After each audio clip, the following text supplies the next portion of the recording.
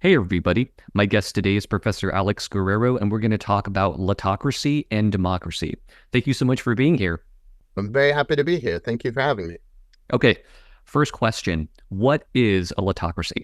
So the short answer is a lottocracy is a political system that uses lotteries rather than elections to select political representatives. So at least on my version of it, my understanding of it, and in a sense, I sort of coined the term so I can use it as I like. But my way of talking about things, it's a system that doesn't have elections at any place in the system and instead uses random selection throughout.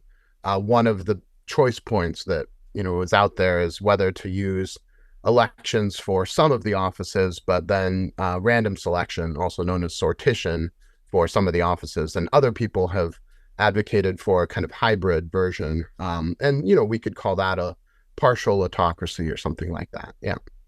Okay, so the idea, well, are you proposing a full-blown lottocracy or are you proposing a hybrid? I argue for a full-blown autocracy. Like one of the things that I, worry about are the kind of background role that elections are playing in our political community and some of the limitations of elections and the pathologies of elections. And so, at least in the book, I try to argue for a version of a political system that has no elections, right? So that's the more extreme version, the more kind of radical way to implement using random selection. But in the book, I try to defend that as an attractive option and as one that would sort of satisfy considerations of political morality that we might care about, things like equality, political, rights to participation, things like that. Okay, before we dive deeper into what it would look like in practice, can you go over just a few problems with having elections in a democracy? Yeah. So the first part of the book really tries to give a clear diagnosis of where I think things are going wrong. And so it's important to, at the outset say, of course, electoral democracy, much better than many alternative kinds of political systems. I think in the modern world, electoral representative democracy has run into a bunch of different kinds of problems. So one pretty familiar is the worry that we, the people, are broadly ignorant, both of the details of political issues, but also of what our representatives and elected officials are actually doing. And so as a result, the accountability mechanism is really broken down. And so rather than being able to hold our elected officials kind of tightly accountable to us so that they act in our interests, it's very easy for them to be captured by special interests and basically do the bidding of the elite.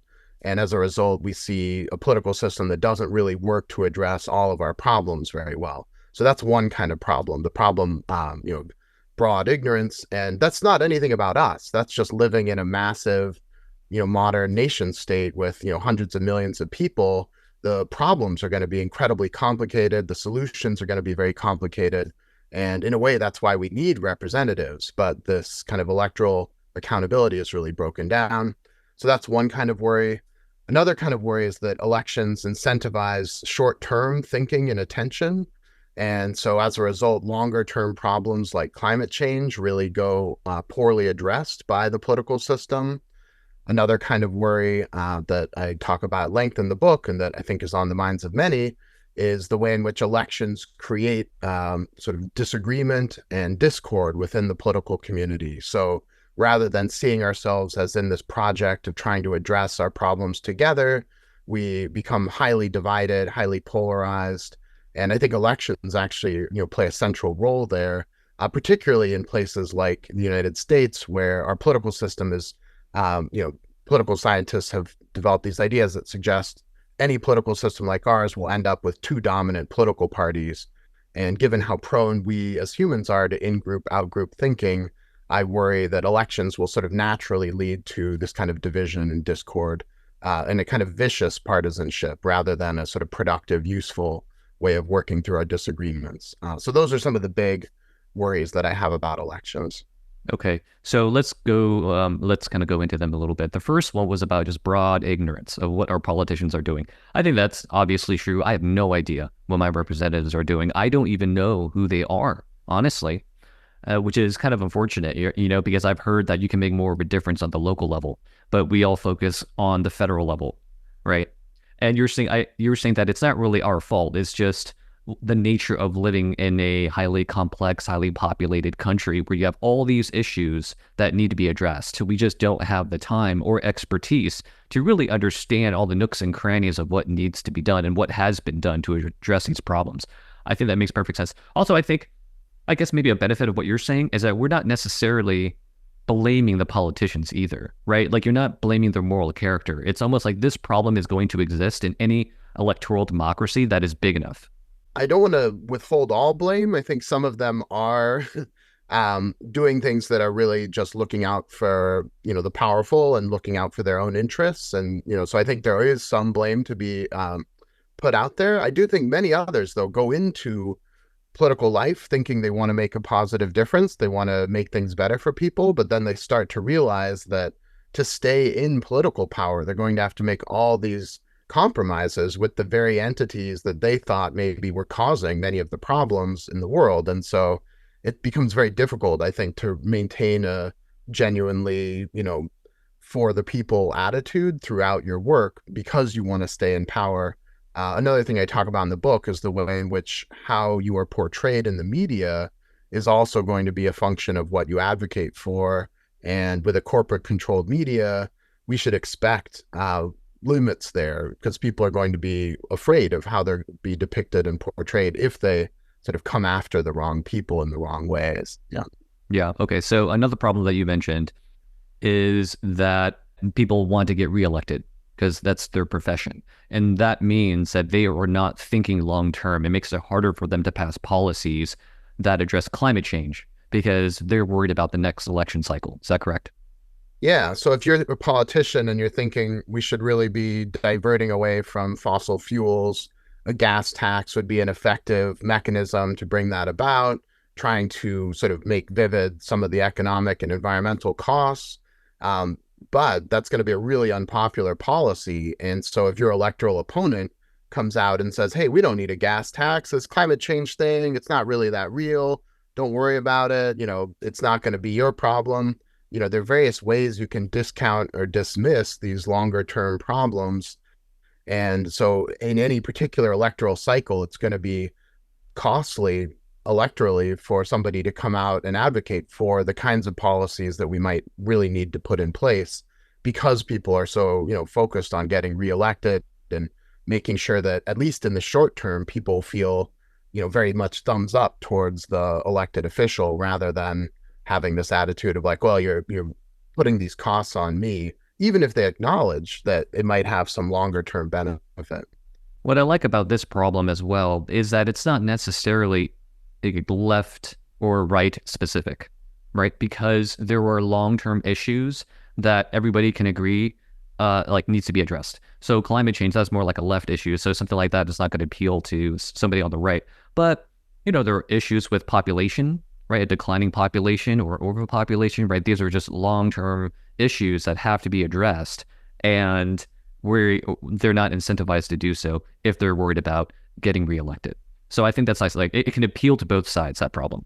Yeah. I mean, and I see, people, there's all kinds of global economic forces and other things that have really affected, economic activity, in the United States and elsewhere in a way that we will need to think about, retraining, entering new industries, but all of that takes a long time. It's much easier to sort of try to stick up for some kind of protectionism or something that you can then promise we're going to keep these very jobs here, but that's often a lie. And the politicians, coming out and saying it, no, it's not true. But as a short-term plan, it seems easier, more attractive, those kinds of things. So I think, you see this on both sides. And for me, part of it is, is the political system able to actually address our problems in an effective way? And to the extent that it's not, we need some sort of explanation. Well, what's going wrong? And so that's, I think, part of it isn't a left or a right thing. You see people on both sides equally dissatisfied with how the system's actually making their lives better or not. Yeah. Okay, so another problem that you brought up, it was the toxic rhetoric and combative rhetoric that is attributed to campaigns or elections. Is that correct? So is the idea that since they want to win, they have to bash the other guy? Yeah, there's some of that. And also, let's say there's quite a few issues on which we're in agreement as a political community, those aren't going to get us to come out and vote for one side or the other.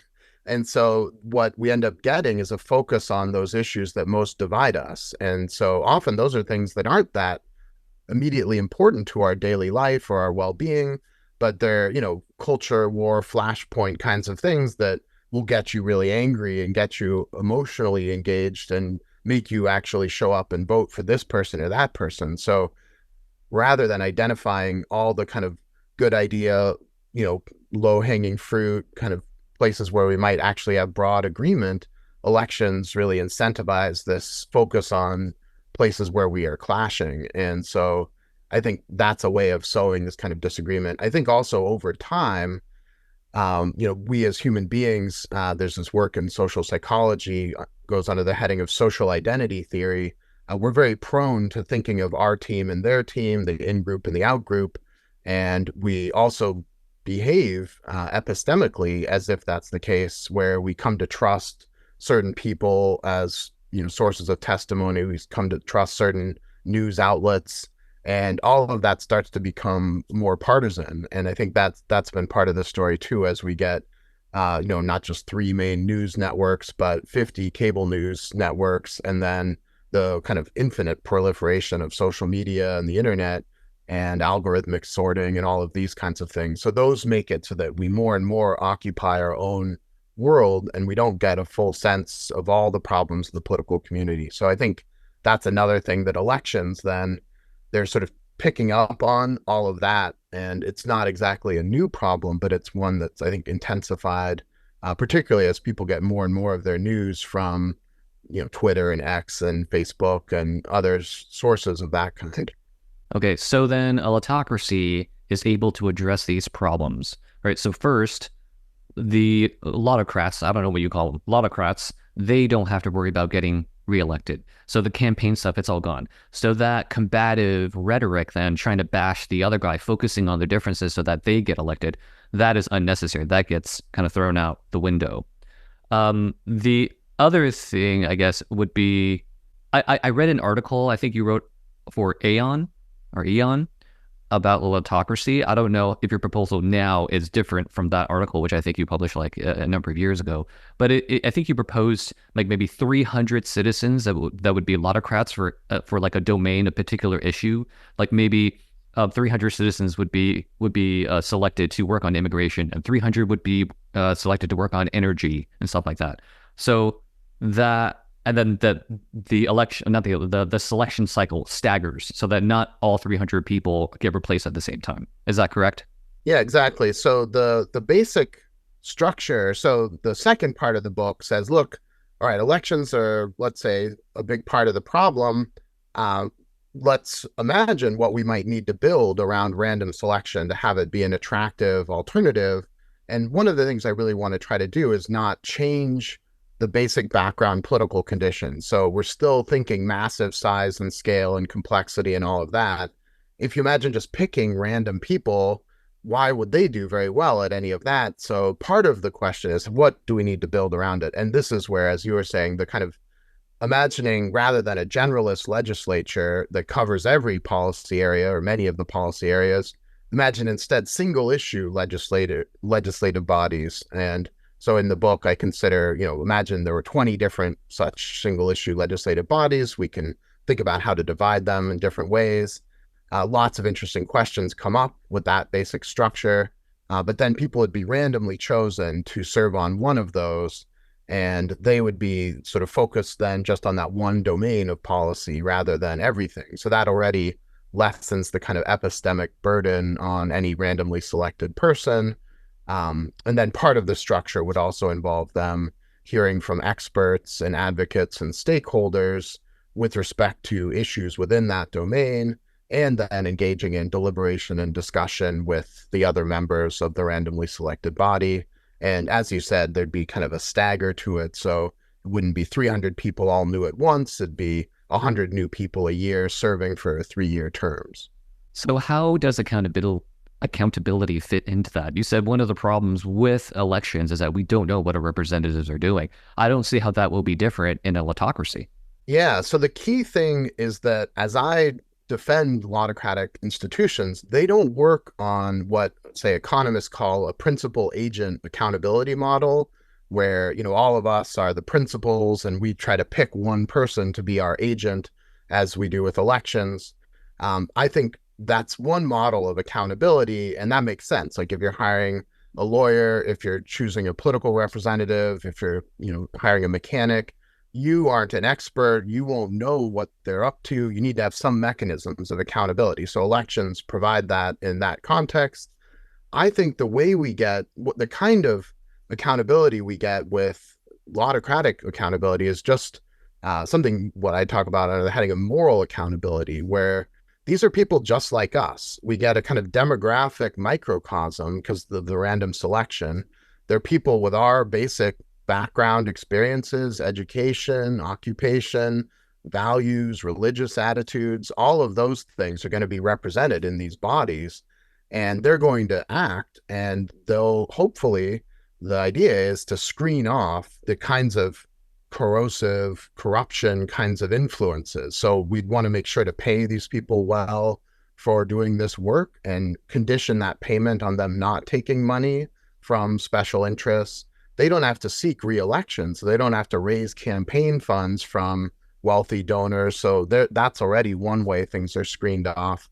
But just as with a jury in a criminal or civil case, we want to monitor, are they taking money, after they finish their term? Do they all of a sudden get a new, $1 million a year job? Those are the kinds of things we need to monitor. But assuming we can screen those things off, then the accountability comes just from them caring about these problems and trying to think about what would actually work for the people they care about, who will be us, because of the microcosm representativeness. It'll be somebody from your neighborhood, your occupation, your basic life experiences. And so this is, I think, the kind of way in which we get people acting, as political philosophers talk about, as responsive, right? So not just acting for their own interests, but acting in ways that respond to the broad, background problems and preferences of the community. And so that's the mechanism or the kind of thought. And so it's in a way addresses the accountability problem from ignorance by trying to make the institutional incentives so that it doesn't arise. Yeah, so it's a structural solution to this problem, right? I think a lot of people can agree that the rich and powerful live very different lives from the rest of us. And if that's the case, then they don't have a self-interest necessarily to pass the policies that are good for the majority, right? So if in a lottocracy, though, we have a random selection of people, that is going to be representative of the populace, right? And so we can kind of bank on them acting in their own self-interest, which will be in our self-interest too, because they're going to be our neighbors. Exactly. Yeah. And, if you look at Congress as it is now, it's dramatically disproportionately wealthy people. I think I read an article that said people in Congress 50% of them have attended either Harvard, Yale, Georgetown, or Stanford, or something like that for either undergraduate or law or business school. More than half of them are lawyers or business people. It's not a demographically representative group. I mean, 75% of them are white, 75% of them are male. And so we're getting a real skew in who we're electing. And I think then that creates real worries about distortion and what they're going to care about and the problems they'll address, and even their knowledge of those issues. Whereas if you have a randomly selected group of people, you'll randomly select people who are, a first generation immigrant. You'll select people who have to work 2 or 3 jobs because they can't, afford their bills otherwise. You'll randomly select people whose brothers spent some time being homeless or incarcerated. So you'll get a very different perspective on these problems when you've, randomly selected from the political community. So one benefit of an electoral system, you may think, is that you get more qualified people to work on these difficult issues. And perhaps there's a worry that some people have that the populace is not that educated and perhaps not that smart. And maybe there is a fear of what would happen if these non-elites get to power, have the power to make policies. What do you say in response to that? Yeah, I mean, I think there's all this interesting work done by political scientists about are elected representatives sort of, smarter on average or better educated or these kinds of things. It's true they've had more education and more educational opportunity, but I also think there's real distortion that comes with some of the kinds of education they've had. So many of them are sort of, the product of law school rather than any kind of STEM background, right? So very, very few people in Congress have any serious background in engineering or science. And I think that already starts to introduce a skew in how we are able to kind of filter through and think about problems. So I think there's that kind of, the skew that the election produces a kind of competence in some domains, but a worry also about the kind of maybe indoctrination they might get in certain ways of thinking about problems that we might trouble us.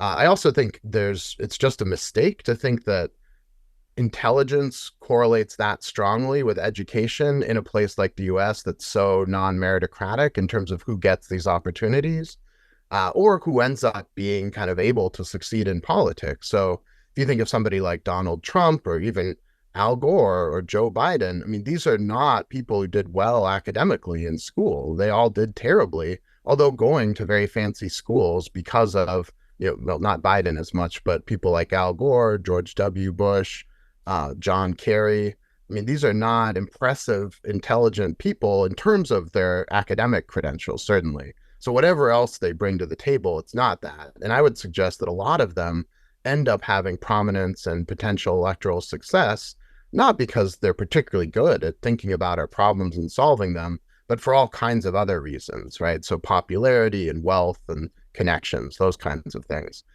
So I also think we have sometimes an overly narrow conception of competence or ability to think through these problems. So one of the things that I try to stress in the book is that we should take seriously that this lived experience, as people sometimes talk about it, having a background, trying to work through getting benefits, government benefits, unemployment, whatever else it might be, you get a sense of how these systems work and don't work. That's hard to replicate. If you've only ever been in elite spaces and you can't think about, well, why not put another means testing kind of mechanism here? It might from a distance make sense, but if you've actually tried to work through these systems, you might start to see, well, that's going to really impede the ability of this to actually work well in practice.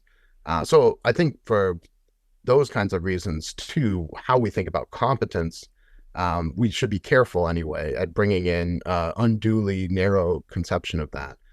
There are issues of like basic literacy and scientific and statistical literacy that I think might be relevant.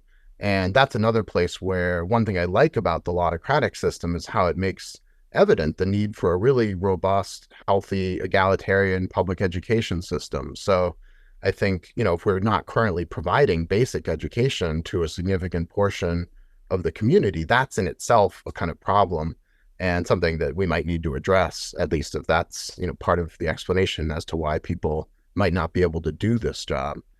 But I'm pretty optimistic, actually. I mean, in the book, I mentioned, I went to pretty mediocre public schools, and then I went to Harvard as an undergraduate. And I would say, the top third of my class from my mediocre public school in Washington State could easily swap in for the bottom third of the class at Harvard with no loss. I think you wouldn't notice the difference. Maybe a little bit of training or something like that, basic writing kinds of skills that they didn't get in high school.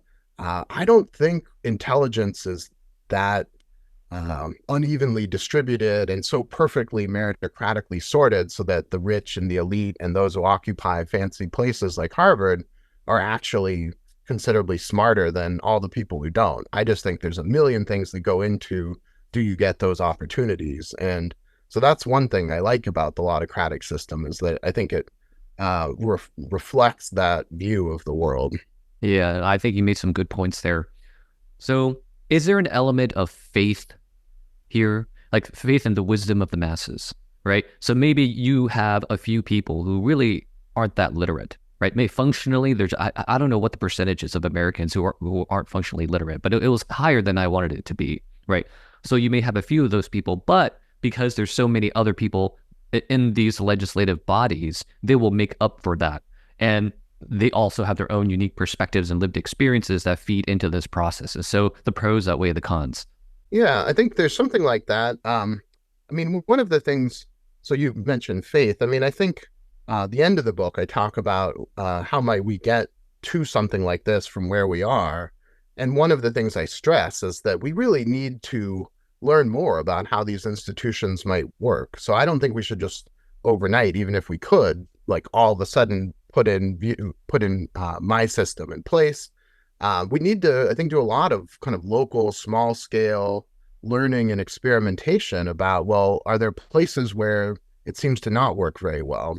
One of the interesting things is actually in the world, there have been hundreds of citizens' assemblies used for all kinds of things where people have been randomly chosen from the community, come together, talk about some issue, come up with some proposal, come up with some recommendation. And political scientists have spent a lot of time studying how these actually work.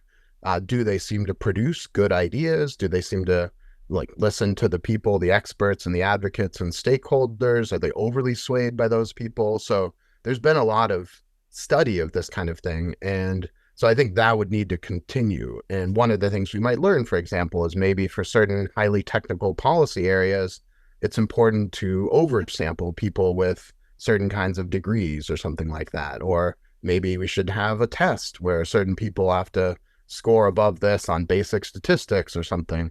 Now, as soon as you introduce those things, I start to worry about skew, right, coming back in various ways. So my own preference is to really push for not putting in those kinds of mechanisms that would tilt the system more epistocratic or technocratic. But that's, the kind of thing that could be considered. I mean, just as a sort of aside, this happened with federal judges where patent law was so complicated and technical because to understand whether something counted as a patent infringement or not, you needed to know a lot of technical detail. Ordinary judges who'd just been to law school weren't up to the task. So they created a sort of specialized court system to handle those kinds of cases. And, that kind of thing could make sense, for certain policy areas. But also there's always the comparative question. The people doing it now, what kind of technical knowledge or background do they have? Often almost none, right? So this is, I think, in a comparative assessment mode, we have to be careful, raising the bar too high. Yeah. Yeah, that makes sense. And I think it sounds reasonable. I just imagine, random civilians trying to come up with the right hospital policy for something, and I it's hard for me to imagine that they would do that well, or they would require so much education and like medical literacy to do it as well, I think, as the experts, who like lead these hospitals and, who like lead Center for Bioethics institutions and stuff like that. Maybe I should have faith in the masses to pass policies that are reasonable, but on the other hand, I think there's just a little part of me that's kind of hesitant and scared. Yeah. I mean, I think that's totally reasonable. So one of the things I'll say is, if you imagine something like the Affordable Care Act, maybe the largest piece of legislation, most complicated thing that's been done by government in decades, right? So that's a super complicated thing. That's not going to be mostly what gets done at this legislative level. It's not mostly what Congress does either. Often it's much more considering like, well, here's a very specific issue that's giving us some problem.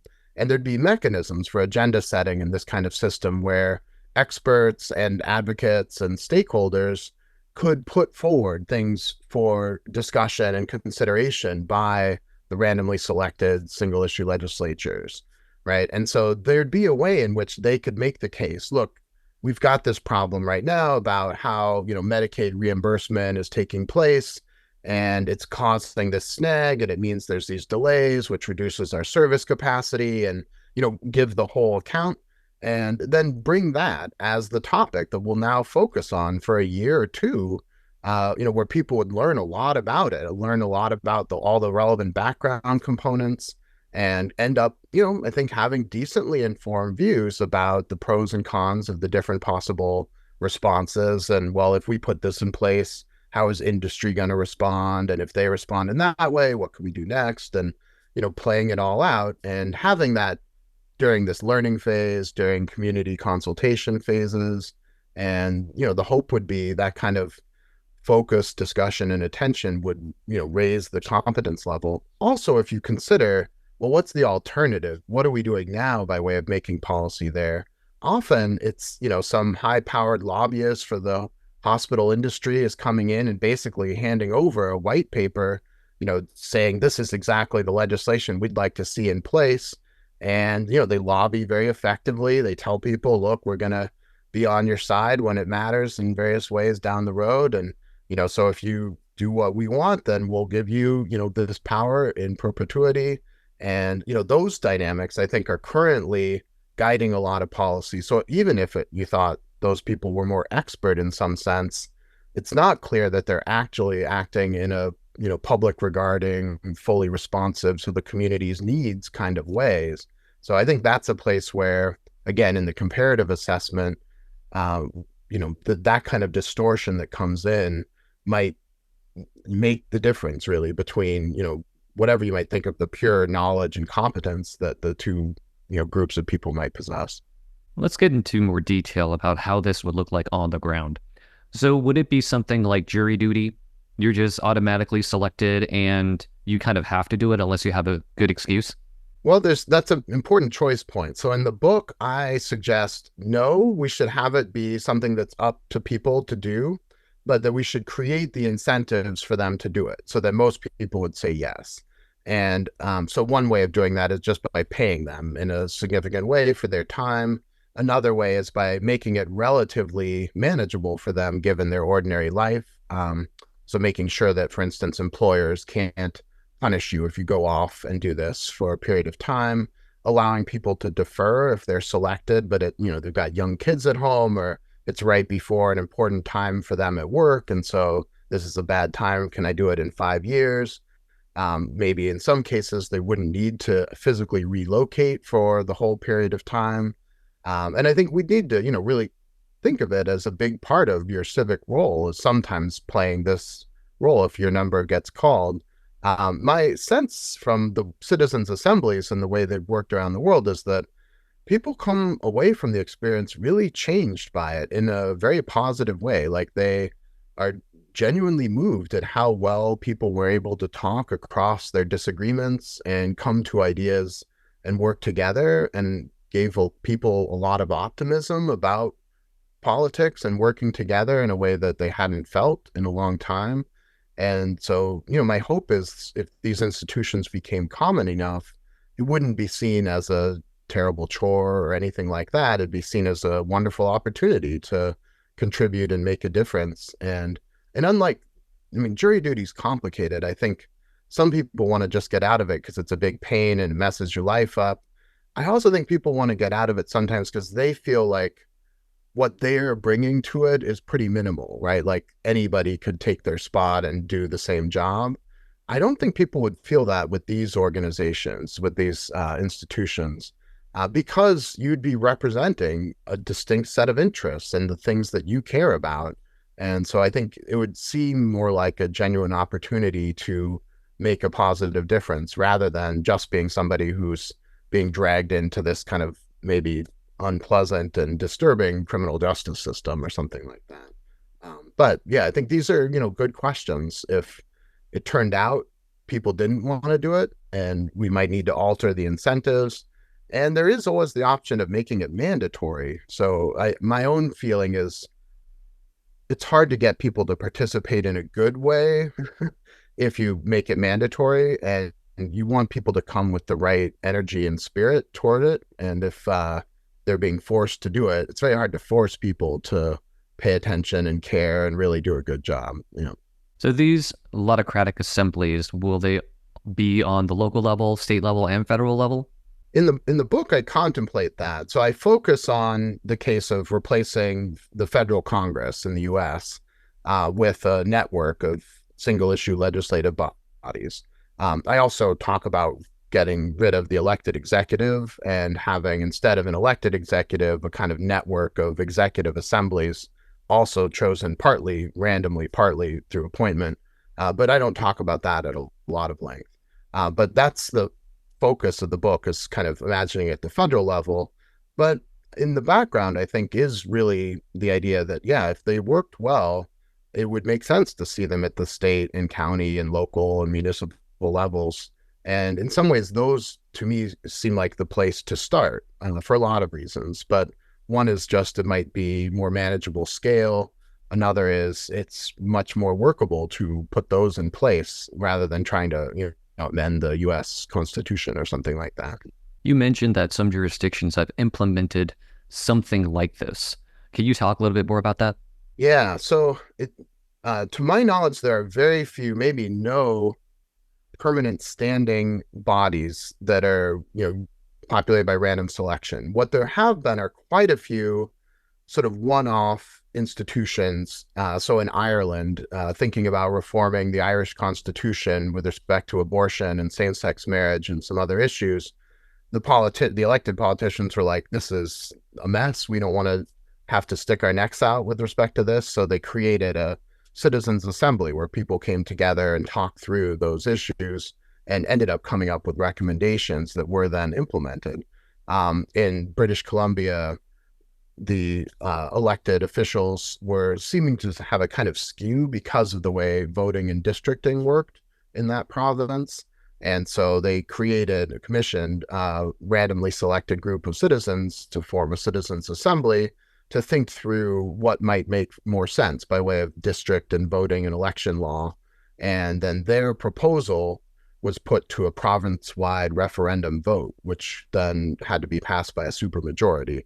And so those kinds of institutions have existed, and there have been quite a few. So recently in France, there was an extensive creation of a citizens assembly to think about climate change, and its powers were limited. So it was coming up with ideas and recommendations that then would be, handed over to elected officials. And so those are the kinds of things that have been present. But there are, many people have advocated for more permanent things. So, in the UK, there's the House of Lords, which is a kind of antiquated body that doesn't do all that much. And so people have said maybe we should switch over to having them randomly selected. Same Arash Shavazeda has argued for the Canadian Senate to be randomly selected rather than what it currently is, which is something less than a full and robust election. Many people have thought, if you're going to have a bicameral legislature, why have both of the chambers selected in the same way? We could have one elected, one randomly selected. And so there have been a number of people arguing for that. Because of my worries about elections, I worry about keeping elections around in a prominent way.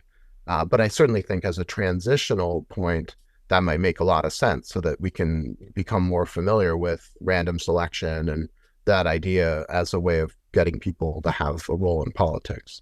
I'm trying to imagine how big corporations would exploit such a system, because they have a self-interest in, having certain policymakers on their side, right? So if there's no threat of an election, if there's no incentive to raise more money than the other guy, what would they do? I'm not sure. I mean, maybe give them gifts or something, like all this like stuff under the table. Yeah. So my thought, Ryan Pevnick and Dmitry Landa, two political theorists, political scientists at NYU, have worried that, okay, we're going to see capture somehow in this kind of system. How would it emerge? They're sort of mostly worried about what I would think of as almost direct buying people off in various ways, giving them, extra compensation, trying to figure out sneaky ways of rewarding people for doing their bidding. I think that's not where we'd see it. So one reason I think it's not is we could pay people pretty well, and then you'd have to pay those individuals much more than that to really buy them off.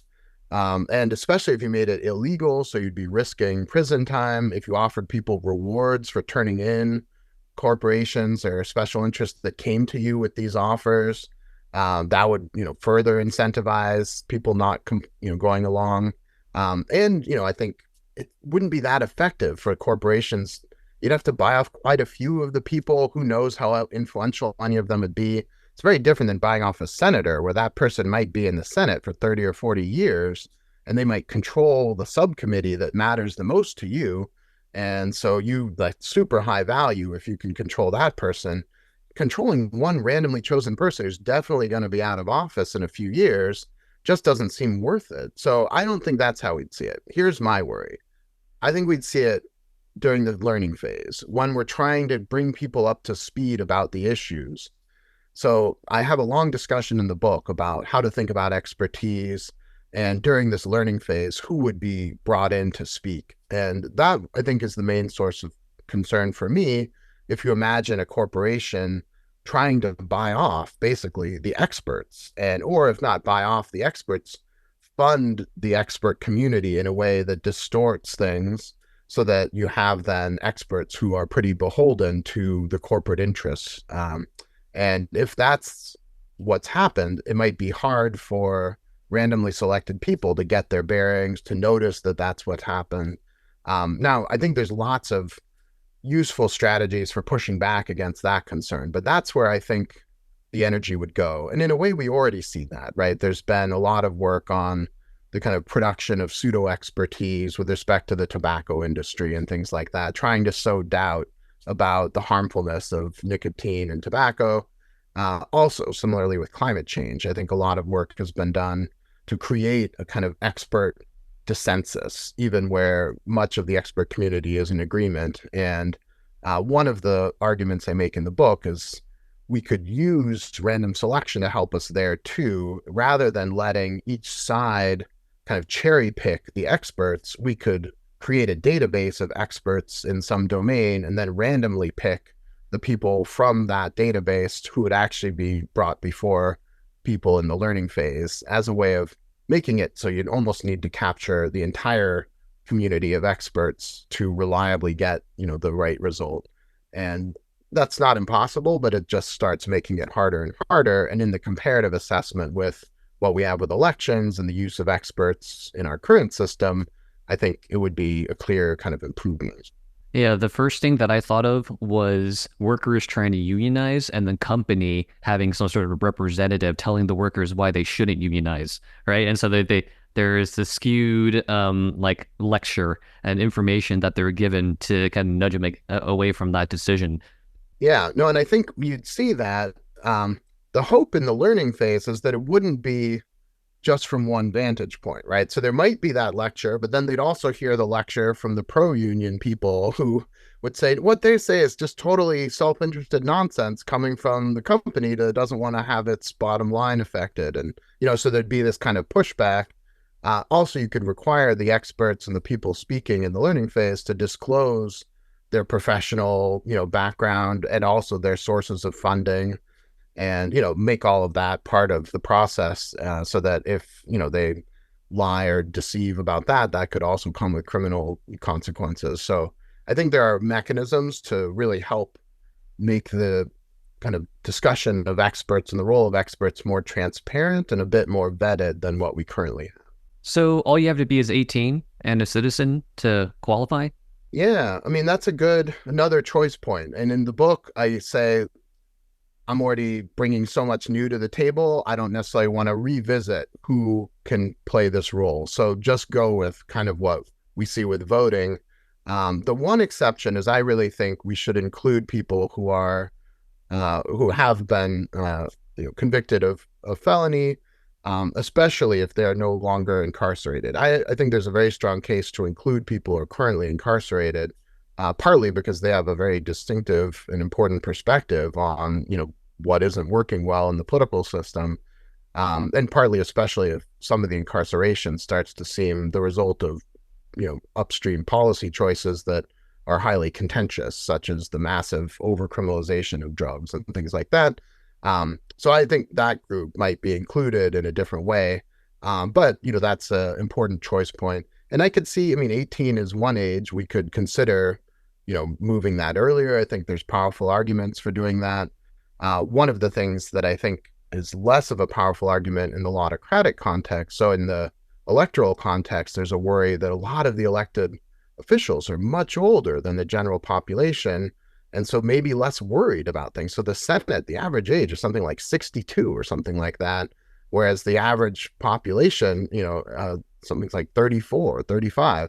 And so you might think we're already getting quite an age skew just by using elections, particularly given the kinds of seniority rules where the longer you've been in Congress, the more power you have. It makes sense for people to want their elected official to be super senior. But that doesn't make sense if you're thinking about, well, what about the problems for the next 50 or 60 years? Many of those people at least will have a less immediate, focus on those issues. Yeah, so I think 18, something like that seems like a good place. Okay. So what about if the issue is so specific that it really does require or should require that people of that demographic are participating, but because though those people, like there's such a small minority, they don't get selected. So something like transgender healthcare. Yeah, great. So I think there's a general question of for the random selection, how random is it? So, um, and that's partly a technical question, like what is the way in which we are conducting this? So, say in British Columbia, when they initially were looking for people for the Citizens Assembly, the way they did it, I think involved sending a mailing to people that then they had to mail that back, and another mailing went out, and another mailing back, or some complex process like that that sort of presupposed that you were getting your mail, that you'd be interested in this kind of thing, that you'd respond. So there was lots of skew there. One of the places where there was skew is far too few Indigenous First Nations participants, and they thought that it was a problem, right? Because the view was that demographic group is significant and should be represented. And if we've used a mechanism that's introduced skew there, that's a real problem. But you might think sometimes we should do it even to oversample groups because the issues of particular importance to them or something along those lines. So my own view is, in the book, I try to stand in favor of more pure random sampling, not stratified sampling, not oversampling for some issues. The two reasons for that. One is I think it's always going to be highly contentious whose interests matter most for this kind of thing. So it's going to be a hard question to think about who should be oversampled for this. The second reason is I think those concerns should come in, but maybe more effectively for people speaking as advocates or stakeholders during the learning phase, where they're not just one of several hundred people. Now, having said that, I could imagine there being some policy issues where we'd say, no, this is the kind of thing we really need significant representation of this group, and just their sheer numbers in the population mean they won't get them unless we use some intentional stratified sampling. So I think there might be some issues like that. There's also, I think, an interesting question. So Heather Gerken, a law professor, has what she calls the study of second order diversity, where we might want some institutions that aren't just microcosms, but actually have overrepresentation of minority groups, so that you might have a majority minority group making some decisions in the process. And so we might think, that could be important too. Maybe if it's an issue that predominantly affects, the African-American community, maybe we should have some bodies that are more than half African-American, even if they only make up 15% of the population. But I think those kinds of departures from the pure randomness require argument and justification. And it's not obvious to me that, any particular example will be worth it, given the worry, kind of entrenching and politicizing these identities so heavily. So, but that's, a long way of saying, I think the details might matter. I think for the general case, we won't want to do that. And we should try to, if we're worried about those interests being adequately represented, we should think about other mechanisms in the process. Yeah. Do you worry that these assemblies may conclude something unjust? Oh, I mean, I expect that we live in a democracy, the outputs of these institutions, even in the very best case, yeah, we should certainly expect some bad results, some injustices, some kind of terrible policy ideas to come out of them. My hope is fewer than what we currently have, and also maybe better mechanisms by which those can be corrected over time if those are, realized and noticed, and people then will have an opportunity to really respond to them effectively. I think elections, one of the many problems that we see is a lot of entrenchment of the status quo. It's very hard to do anything politically. And so any problems that aren't currently being addressed often stay that way for a very long time. And we see a lot of hemming and hawing and, you know, frustration around electoral moments, you know, when we're talking about these issues, but then very little is done in many cases. And so, yeah, I think some of that's because of the two-party structure and the kind of gridlock and those kinds of discord and unwillingness to work together, and you know, heightened polarization where the more extremes really are more, you know, present in the legislative body. So we don't find the places where we can work together. But yeah, no, certainly there'll be some decisions that come out of these bodies that would be, you know, unjust or in other ways troubling. Yeah. Yeah, because I can imagine 300 people concluding that we shouldn't have any migrants or or something like that, right? Because they're self-interested, and so you want to prioritize other Americans, and kind of like, too bad for you, even though you're escaping persecution. Yeah, I mean, there's interesting questions. So one of the important things is in the background of these institutions, we could still have a constitution that sets out all kinds of individual rights and liberties, and which are overseen by an unelected constitutional court, something like a Supreme Court, that would stand up. You know, if people said, you know, some randomly chosen group said, oh, you know, we're going to take all the healthcare rights away from this particular group of people in our country. And if the Supreme Court says, no, no, in the Constitution, it says that's a kind of, you know, targeted discrimination that's impermissible, violation of individual rights and liberties, that could then be rolled back, overturned, you know, in the same way that we see with a, you know, legislation produced by an elected legislature. So I don't think we'd want to remove all the guardrails for the same reasons that we don't want to have all the guardrails gone with elected legislatures either. Yeah, there have to be deontological side constraints on what type of policies these assemblies can pass. Yes, no, I think hard question of what those are, and also hard question of who should make sure they're abided by. So I think our current way of doing it is far from perfect, and has maybe really, you know, fallen down quite a bit. But you know, I think there are mechanisms that, yeah, we should definitely have in place and think about what would be most effective there. Yeah. Okay. I think it's a good place to wrap things up. Thank you so much for being here. I really enjoyed this conversation. Yeah, thank you so much. It's been a lot of fun. Thanks for tuning in to The Ethical Frontier.